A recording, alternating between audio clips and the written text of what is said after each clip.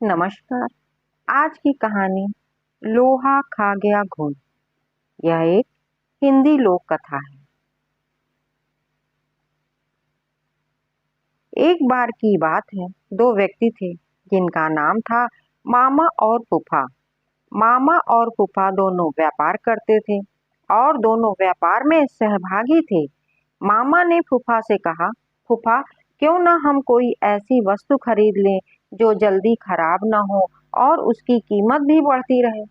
फिर हम उसे कुछ वर्षों बाद बेचें जिससे उसके मूलधन से ज्यादा दाम मिले। फूफा ने कहा, ठीक है मामा, तुम्हारी बात तो सही है, पर हम खरीदें क्या?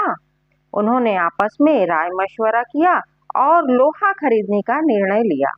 दोनों ने बराबर रुपए मिलाकर लोहा खरीदा। फूफा ने मामा से कहा कि लोहा वह कहीं सुरक्षित स्थान पर रख दे।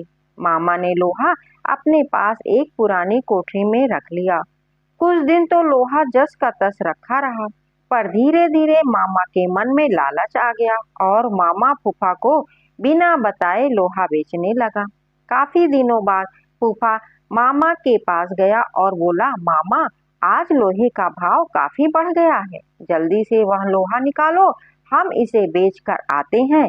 इस पर मामा बोला, फूफा, लोहा तो अब कबाड़ घर में नहीं है, क्योंकि लोहे को तो घुन खा गए हैं। फूफा समझ गया कि मामा ने उसके साथ धोखा किया है और उसे बिना बताए सारा का सारा लोहा बेच दिया है। फूफा को क्रोध तो बहुत आया, पर वह बिना कुछ कहे सुने वहां से चला गया।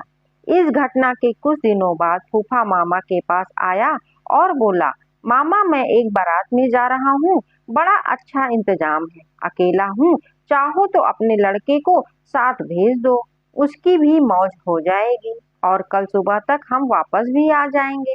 मामा बोला, क्यों नहीं, बेशक, तुम मेरे लड़के को अपने साथ लेकर जाओ और हाँ, इसे बारात में अच्छी तरह खाना वाना खिला देना।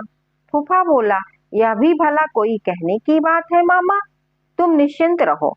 इस तरह 2 दिन बीत गए। मामा का लड़का अभी तक घर वापस नहीं आया। मामा को बहुत चिंता हो गई कि अभी तक उसका लड़का घर वापस क्यों नहीं आया है। वह अपने लड़के के बारे में जानने के लिए फूफा के पास गया और बोला, फूफा, मेरा लड़का कहाँ है? वह अभी तक घर वापस क्यों नहीं आया है? फूफा ने कहा, क्या बताऊं मामा, रास्ते में एक चील तुम्हारे लड़के को उठा कर ले गई। मामा बोला, ये कैसे हो सकता है?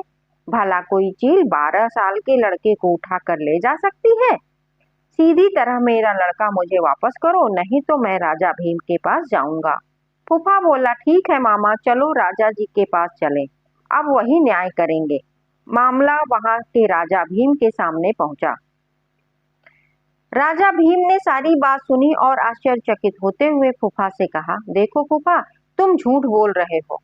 भला कोई चील 12 वर्ष के लड़के को उठाकर अपने पंजों से आसमान में ले जा सकती है? इस पर फूफा ने उत्तर दिया, कथा कहूँ कथावली, सुनो राजा भीम, लोहे को घुनन खाए तो लड़का ले गया चील। इस पर राजा भीम सब समझ गए और उन्होंने मामा को आज्ञा दी कि वह फूफा का लोहा वापस कर दे और फूफा को कहा कि वह लड़के को मामा के पास वापस पहुंचा दे। धन्यवाद।